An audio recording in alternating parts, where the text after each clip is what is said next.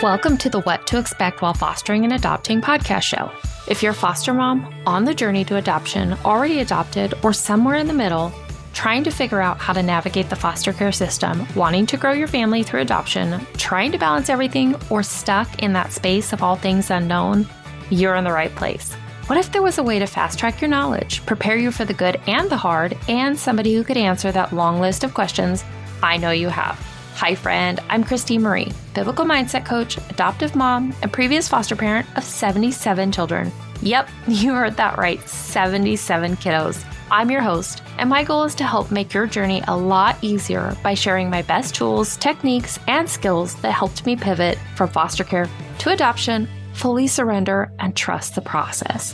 I'm about to bring some calm to the chaos and show you how to navigate through this journey with a whole lot of grace. So go grab your cup of coffee and let's jump in.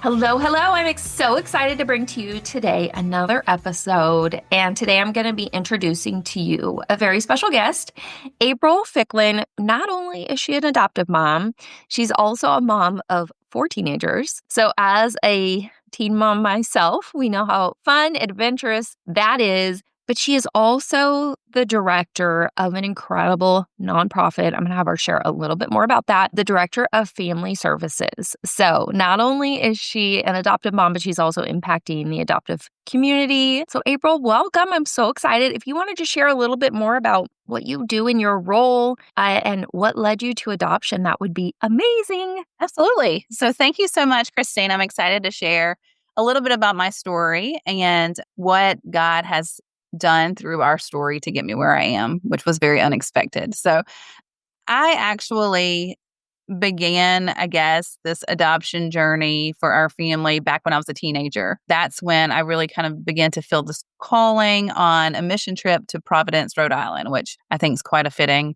location now that things have worked out many, many years later. And so it was a conversation that my now husband and I had as we were dating, that this is something that I felt a calling to. And so in our early 20s, we got married and we started our family. We had 2 biological children first, a few years after we had gotten married. And so when they were early school age, we began to talk seriously about pursuing adoption through foster care. And so we began the licensure process, which took a lot longer than we thought should.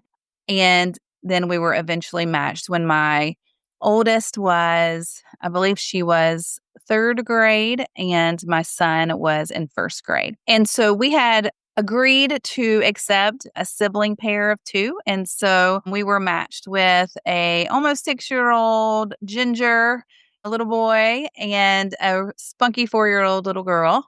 And they moved in with us actually March 25th, 9 years ago. So we just kind of celebrated their move-in day not long ago. As adoption had been such a strong calling in my life for such a long time, it was something that I thought about a lot, but I had kind of romanticized in my head. And we were very excited. We felt like we were prepared. We had 2 children that were thriving. They were excellent students. They were kind children. They loved each other. We loved spending time together as a family. It just made sense to open our home to 2 more. And we were very excited to do that. But it wasn't as romantic and as a fairy tale as we thought it was going to be, transitioning into a new family unit. And so we went from 2 children to 4 children overnight, which in itself created new chaos. The next morning in the living room, there was already lots of noise and yelling and shuffling around. And I was like, oh my goodness, like what in the world is going on? What have we done?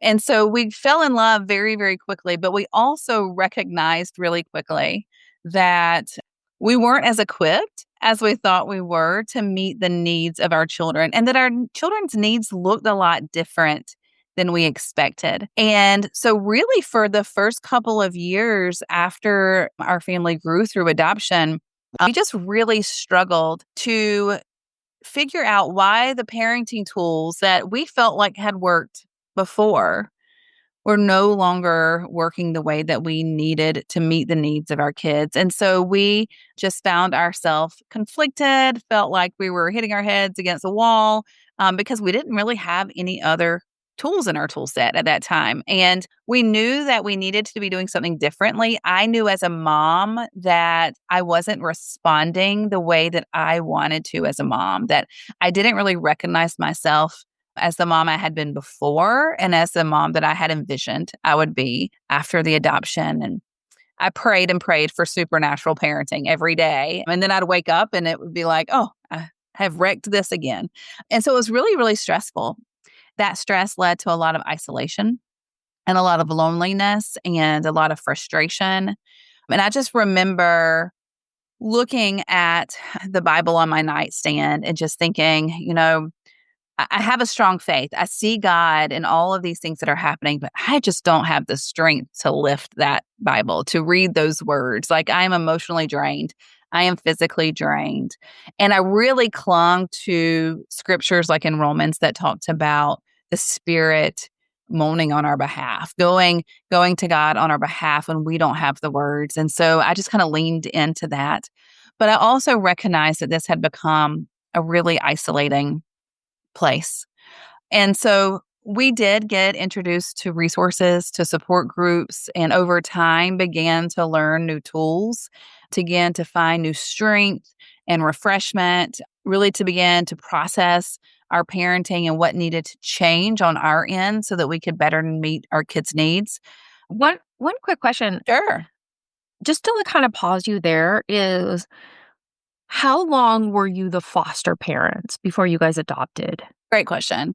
So we were in the state of South Carolina. And at that time, South Carolina had kind of just made this change where what used to be referred to as foster to adopt was no longer a thing because the state's focus for foster care really was reunification. And so there was a delineation between foster care and adoption. So you get licensed for one or you can get licensed for both, but there are separate licenses. And so our intention was always adoption. That's what we felt God was leading us to. And so we got an adoption license. And so technically our children were in our care, technically still as foster children for 6 months because that was the time limit that is mandated before an adoption can take place. And we Okay. ended up, even though our licensing took a long time, that period of time after the children moved in was actually almost miraculously fast. So 6 months to the day, we finalized in court. And so it was a quick dance with the foster system, but we did not have any of those services or supports that DSS offers once that finalization happened, or at least we didn't know that there were any. So it kind of felt like once the court date happened, we were on our own after that. So it happened really quickly. Well, and that's one thing that I want to go back to because I think it's so important. As you talked about, you romanticized the adoption process. And I feel like that's such a common occurrence is like we think it's going to be like we love them, they love us, they're better, like that our love. I just remember so much like my love will be enough is what I thought. Yes. And because especially as followers of Christ, we know his love is enough. And so I don't know if that's where it came from for me, but like I just thought my love would fix all the trauma. Yeah. And then going into it and not being able to, like you said, use the tools that you use to raise your biological kids. I was in the same place. Mm-hmm. And there were a lot of times I was yelling at the kids or mad or angry or snapping or whatever it was. And I would go to bed so like shame filled Yes. that I wasn't a perfect mom with the perfect house. And I talk about like, I felt like everything would be perfect. I felt like this would complete the family. This was like the happy ending, like happily ever after, Right. like, Yes. and so when you were talking about isolation, that really hit home for me because I feel like there might be a lot of other moms listening to this or dads or families who are in this place of shrinking back because it's not how you thought it would be. and you feel a lack of resources. And those days, even though it might be like 6 months, it feels so long. And I remember it almost felt like I was wearing like a scarlet letter S on my shirt, like on my, like everybody could see, or maybe on my forehead, and that everybody could see. And it was the shame. Mm-hmm. And it was the I'm not perfect. And what did I walk myself into? Mm-hmm. And why am I not capable, qualified, anointed enough to have my love be enough and have them be like healed or better or know what to do or equipped? Did you walk through any of that? Absolutely. Yes. I think there's definitely that deep shame that you begin to feel when you're not responding to your children in the way that you know that you want to. And it felt like I wanted to will it to happen, right? I wanted to will the changes in me to happen quickly because I knew that I was responsible for the care of these children who had already experienced immense trauma. And I felt like I was going to bed having added to their stress levels and adding to the stress levels of my whole family, to be honest, because I kind of feel like how mama goes, the family goes. Right. And so, yeah, I had many, many nights where I cried myself to sleep, hid in the bathroom, just felt completely overwhelmed and didn't really know what to do to change things. Like I prayed really hard, but the changes weren't coming quickly. And it felt really frustrating, quite honestly, that I had the desire to do something different, but I didn't know what that was. So I didn't know what to do differently. And I do think that the circumstances isolate us in themselves just because other people can't, like everything in life, like having chronic illness or having a child with a disability, if you're not experiencing it, it's really hard for other people to know what your needs are and to Right. know how to reach out. And I found that the people that loved us and the people who wanted to rally around us and were excited about the adoption, one of the things that happened is they were very excited as we worked toward adoption, as we worked toward this placement, as we talked about it. But once the adoption happened, it's like the world doesn't recognize that they believe that that is when the healing took place, where Right. really that's where the healing begins. And all the hard work began after the children were in our home and after the adoption was finalized. And that was hard work on all of us. Like it was hard work for my children. It's hard work for us as parents. It's hard work for the siblings. But because we're kind of putting our head down and like plowing through and trying to figure this thing out and, putting our arms around the family to try to figure out, okay, how are we going to survive this and figure out how we can all get our needs met, all of us, and provide healing and connect as a family. We, because our heads are down, become even more isolated, I think, from that world that doesn't understand what's going on.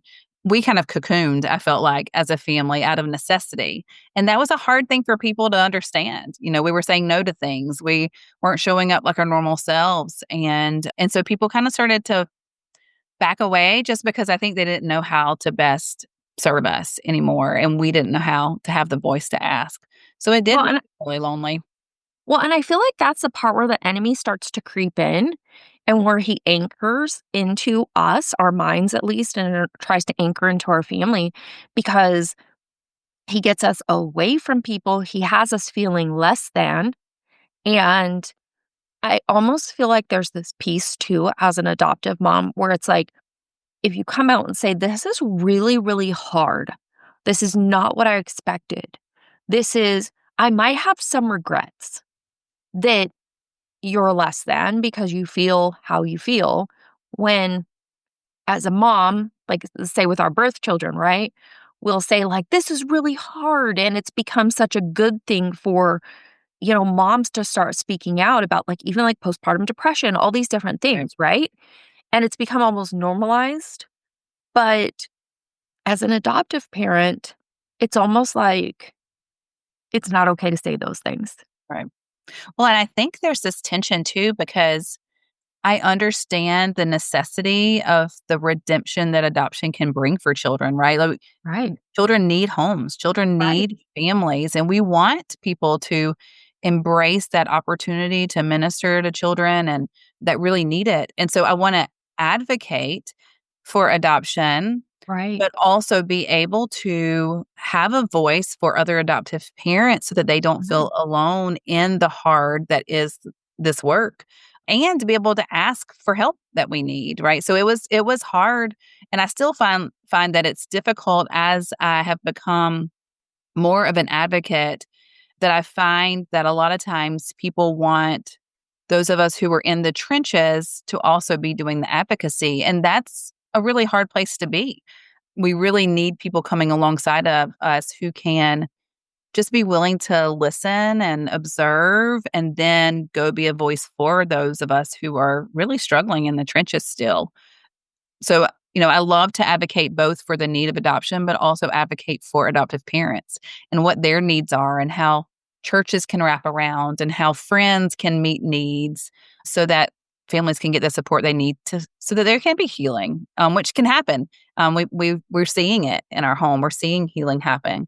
It's a long, long journey, and it's much easier if we can figure out how to pull people in with us or how we can join other people. That was significant for us. We did finally, about a year into adoption, found a support group that was local. And I just remember telling my husband how life-giving it was to be in a room where people nodded their heads when I explained what was happening, right? That head nod was so huge for my heart that I was like, oh, like, oh, yes. I mean, maybe I'm not equipped, but like, this is not just me. It's not, I didn't do the wrong thing. Just because this was hard doesn't mean this was wrong. Just because this is hard doesn't mean that we can't figure it out, or that I'm the only one who's making these mistakes or who's feeling these ways about my kids, because you feel a lot of conflicting emotions when you start this journey, because the parenting is so challenging, but you also have this deep love and definitely a deep, like, what I really experienced was like this deep desire to protect. Like, the mama bear was strong from day one, even when connection was hard. The mama bear was still there. So I wanted to fight for my children. I wanted to whatever, but then I felt like I was fighting the trauma in my home at the same time. So that was kind of a weird tension that I held as well. So finding some people who were able to nod their heads and understand was a huge shift. I it's interesting you say that about, like being in the trauma and advocating in all these different pieces. And I'm so glad there's people who advocate and are there to walk alongside us, because I do remember that same moment. So I used to share all the time, and we were going through our journey, like on social media, about how hard it is. And people kept saying to me, like, you shouldn't be sharing your children's story. You shouldn't be talking about what you're going through. And I'm like, whoa, what about me? Like, I'm Right. going through, this is what I'm going through. Right. And I shared it from the place of, this is so hard right now, but I fully 100% believe they will be victorious and have healing. Right. And so I'm like, I want people to know how really hard it is and all the things, but it pushed so many people away, because they're like, how could you share this? Like, this is terrible. Like, you can't share these hard things. But I think that's the walk, right? Like, is none of us are going to do it perfectly, but the importance of having people, and it might take you a really long time, and for listeners who are listening to this, who are walking through the really hard right now, it will get easier. And it's all about keep keep going, because eventually you will find that person who hears your story and they share their story and you feel heard. That feeling of feeling heard, like, just wipes away so much. Absolutely. Yes. So tell us more about, like, what happened next, how, all the things. Sure. So as I began to we plugged into this support group. I was also introduced to some new resources. And so I began to read the things and begin to process them. And I'll be honest, in the beginning, there was a hesitancy in me to change my parenting because I had what I felt like were these two examples of my parenting success. Like my older children were doing well. We got accolade for that. Even as we went into adoption, people questioned that decision because our other two were so well adjusted. And so my husband and I kind of pat ourselves on the back, I think, a good bit about our parenting. And we soon realized that maybe it was not completely us that was that was doing such a grand job. And so as I did things like read The Connected Child, I began to learn a lot, but I also began to be like, I don't know. Like, I don't know about this. This is not what the culture has told me is what parenting is supposed to be like. This is not what I remember in my generation of coming up as a child of what parenting was like. This is not exactly what I've been doing with my older two. But you get to a point where you're like, okay, if you just tell me how many somersaults or handstands to do, I'll do whatever you tell me, to change what's happening in my home, because it was obvious I was creating more chaos in my home than I was eliminating. And so I did begin to shift to what I refer a lot of times now to a much more trust-focused parenting, where I recognized that all of these things that the culture had told me were important about parenting, things like there have to be consequences for bad behaviors, right? And the strategies of how to discipline, things like timeouts or standing in a corner or going to bed early, these types of consequences. These were typical approaches that that I experienced as a child that seemed to work fine for me, that I had used with my older children, that my friends who were also parenting, like these were the strategies that we knew. And what I recognized as I learned more about what was going on with my children because of their disrupted attachment and because of their trauma early on, I recognized that the reason that those consequences had worked in those other scenarios was because there was a trust already created.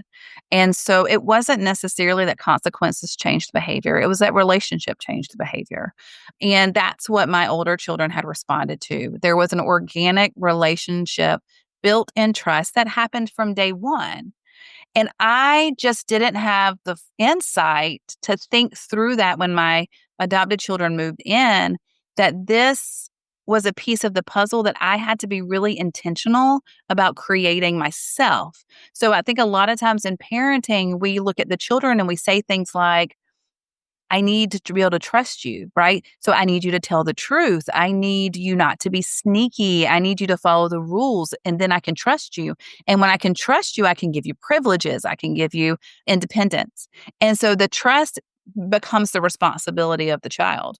And I had to really recognize that it was my responsibility to earn the trust of my child if I really wanted healing to take place, if I really wanted connection to take place, and if I wanted changed behaviors. So I really had to shift those things, like instead of sending my children away for a consequence into timeout, I had to recognize that they needed close proximity because they needed regulation. And I was their regulator. They didn't have the ability to do that on their own. And so they needed me to help regulate. It also meant that I had to start approaching my children differently when they had behaviors that triggered me. So that was one of the things that was happening. So we had these behaviors like lying. Lying was a huge trigger for me. I became dysregulated when my child lied to me. I had to explore why. Why was I becoming so triggered? And what could I do to not yell? You mentioned yelling, or not lose my temper in those moments. And so I learned just some simple things that helped me start to disarm my child. So instead of parenting standing up with my arms crossed, with the scowl on my face when I was upset, I had to start really using my energy to think about my posture and to think about the expression on my face and the tone of my voice. And I often say now that I parent while I'm slouching because I want to disarm. Because what I learned that if I didn't disarm my child when they lied to me, I was just inviting them to lie more, to sneak more, to get better at it. Instead, I needed them to come out of their fear response so we could stay connected and problem solve together. So those things were a big shift. And it didn't come overnight. It didn't come in weeks or months. It came in years, and it came with many walks with my husband and processing what was going on in our home and trying to get on the same page, because we don't come to the same place at the same time a lot of times when we're parenting with our spouse. And so it took a lot of talks and like, hey, I noticed this is happening with this child, and I heard about this thing. What do you think if we approach it this way? Because we had parented very similarly together all along, but I was learning a lot of new things, and he was not necessarily actively in the same place I was in the learning. And so we had to really have a lot of talks together so that we could figure out how we wanted to approach our parenting and then become accountable for each other, being able to step in for each other when we were triggered and to be able to have a lot of grace for each other as we figured it out. So it was definitely a journey, but we've seen huge changes because of the changes that we made as parents began to really impact our children to be able to feel safe enough to change in our home and to use other strategies to get their needs met. So that's been really important. It's so crazy because you're taking me back and I'm like, oh, okay, I remember these things because there's a lot of things you forget as you move on until you're having a conversation. So for me, something that was like mind blowing to people is I started working with a specialist for reactive attachment disorder. Mm. And one of the things she was coaching me to do, so lying, cheating, stealing are like my hot buttons. Right. But like lying, dishonesty is like I can go from 0 to 100 internally and I'm boiling. And something that my girls are really good at is lying. But they've learned it as a coping mechanism, right? Absolutely.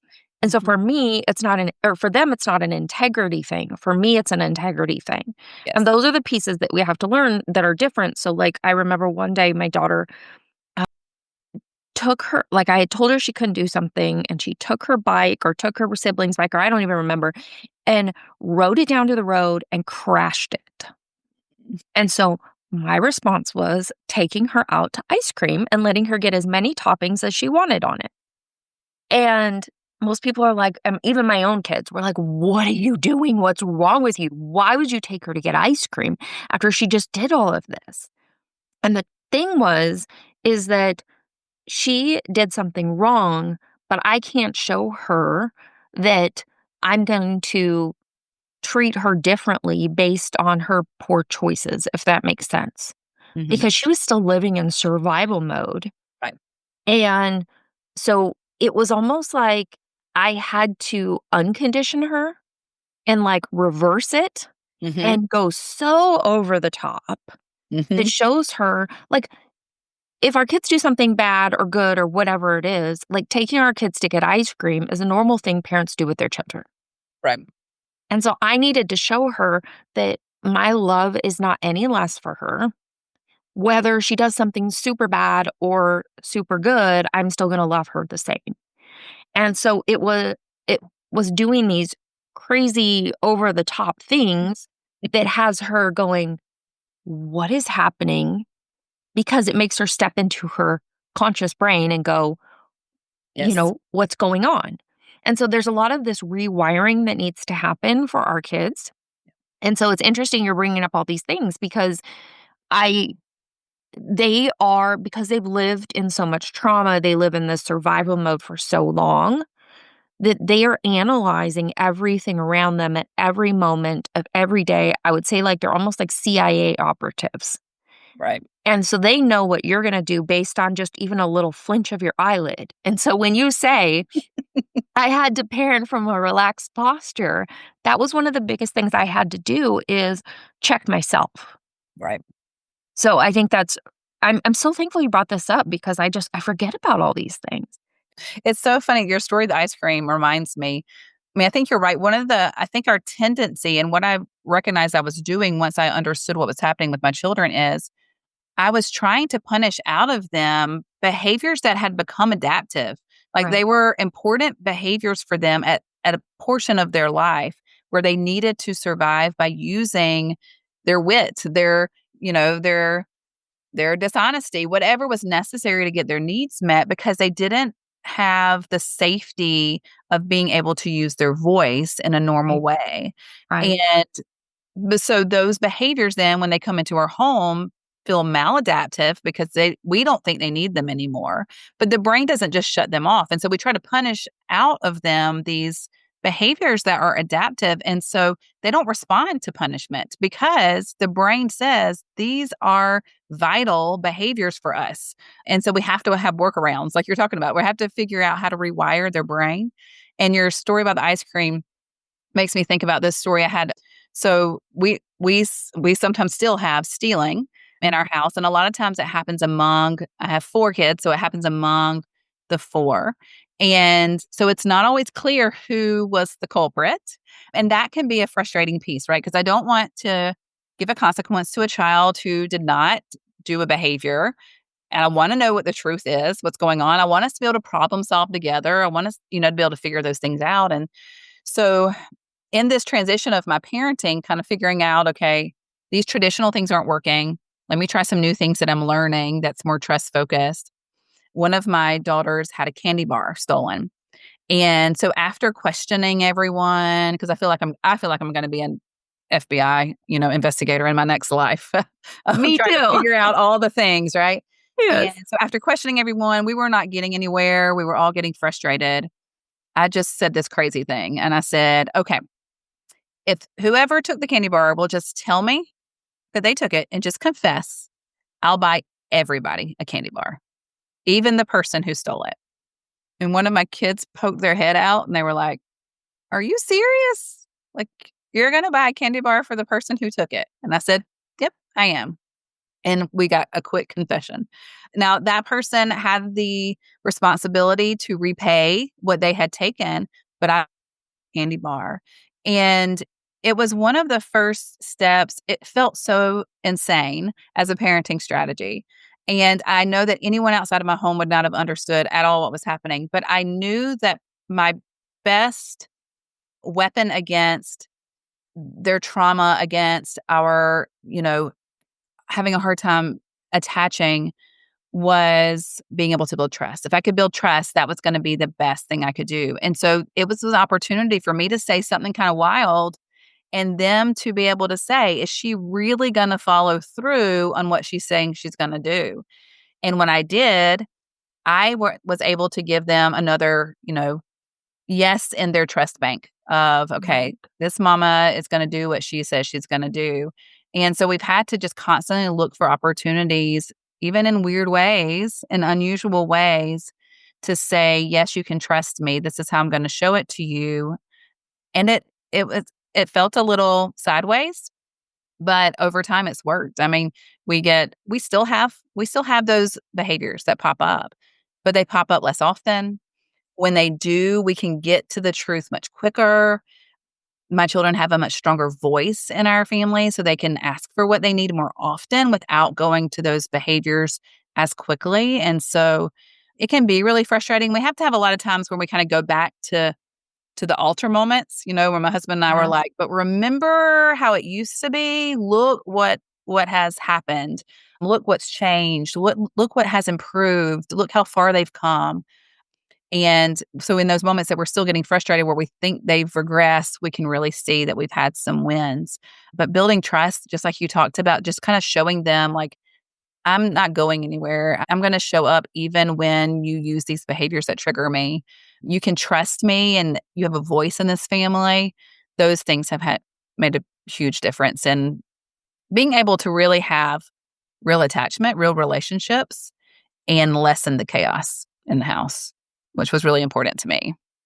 100%. And it's so interesting because I feel like parenting children from hard places, hard situations, and trauma, like you have to learn to be a parent yourself again. You have Yes. to parent these children because they are living so much in survival mode and coming into our home, which is, I would say like yours, like it's healthy, it's functional, it's happy, but it's also 100% opposite, 180 degrees different than what they came from.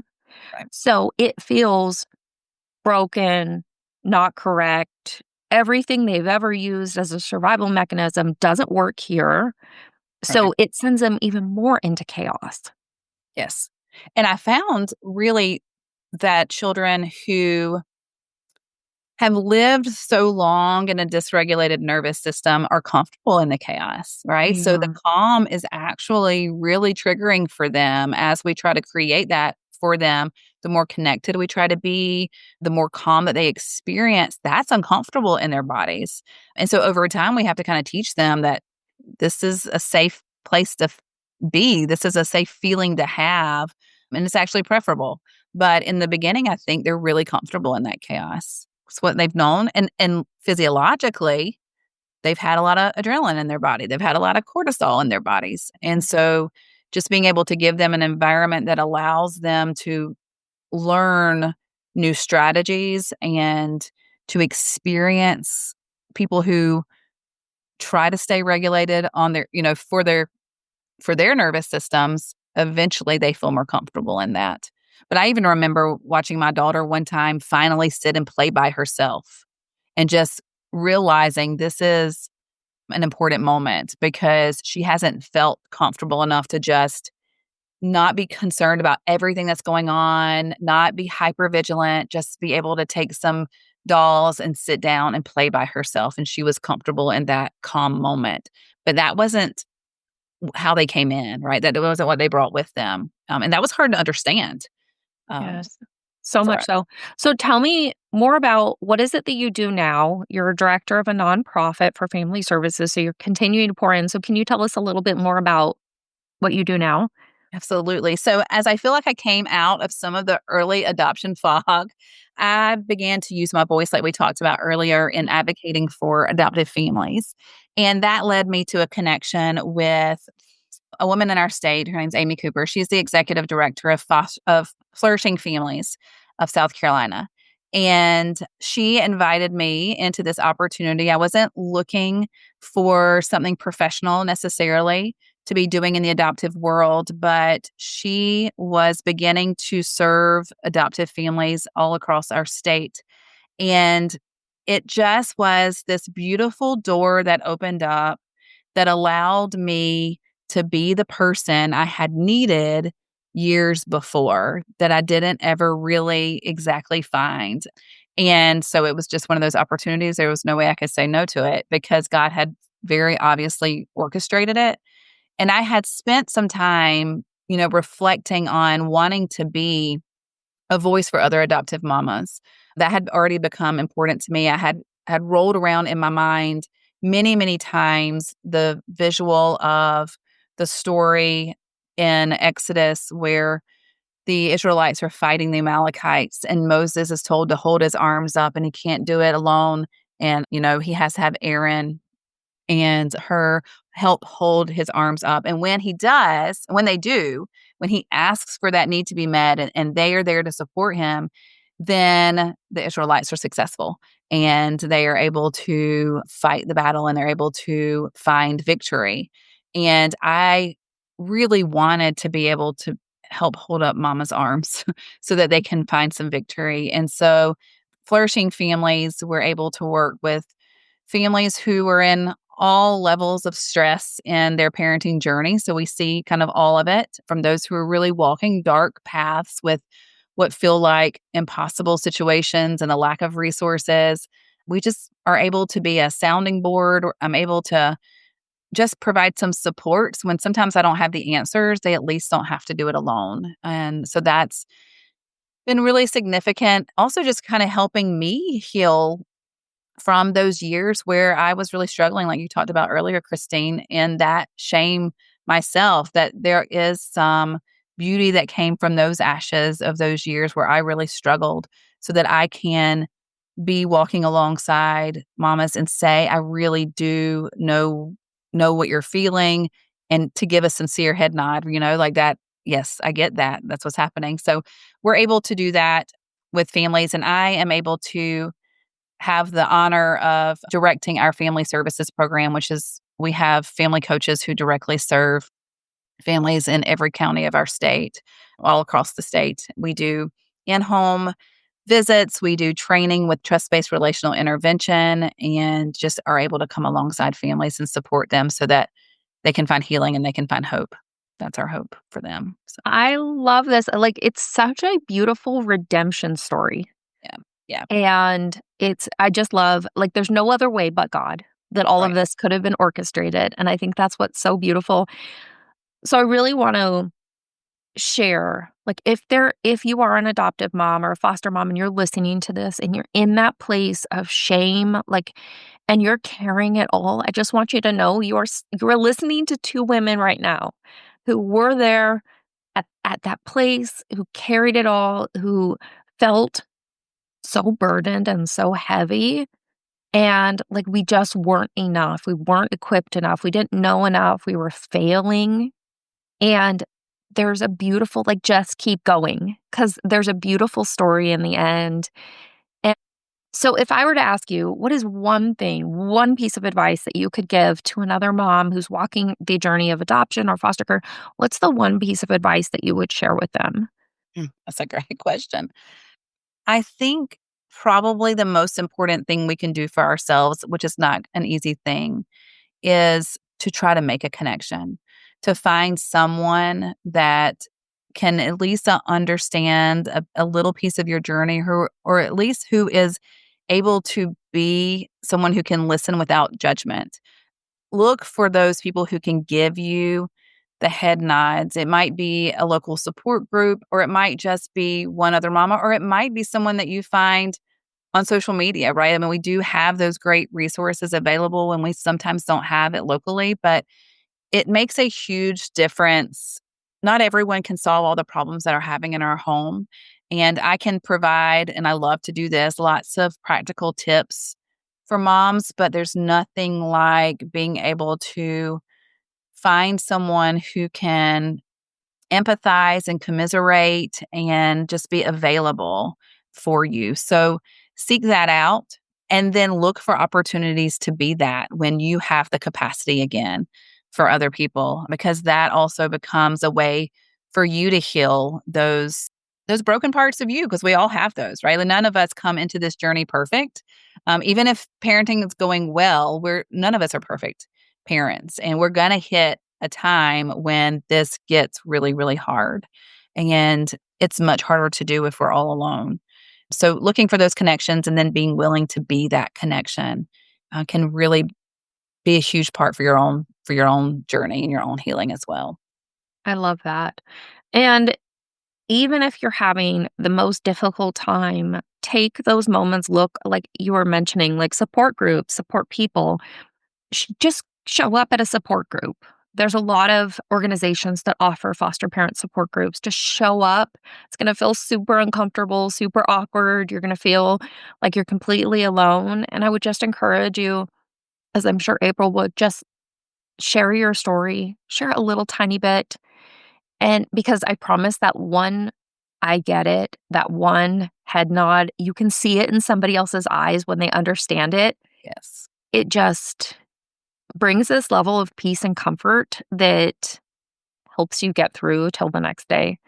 I'm super thankful that you are here today on this episode. It's so amazing, I know, for me personally, to connect with somebody else who's been through it. And I'm certain our listeners will be inspired by your story, because I know there's a lot of us who we want to adopt because we want to expand our family. And then when it's not as easy as we thought it would, just hearing somebody else's story just makes it a little bit easier. So thank you so much for being on here today. If anybody would like to connect with April, I will put all of her information in the show notes today. And thank you for all of your incredible work that you're doing as the director of family services for this incredible nonprofit. It's people like you who are changing the foster care and adoption world out there. So thank you so much. And if you would like another additional community for support, remember, you can always go join our Facebook group. You'll find that information in the show notes. And we will see you on another episode.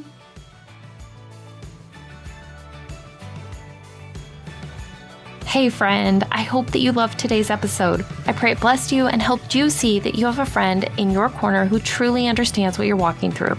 If so, would you share this episode with someone who's been praying for a breakthrough in their own journey?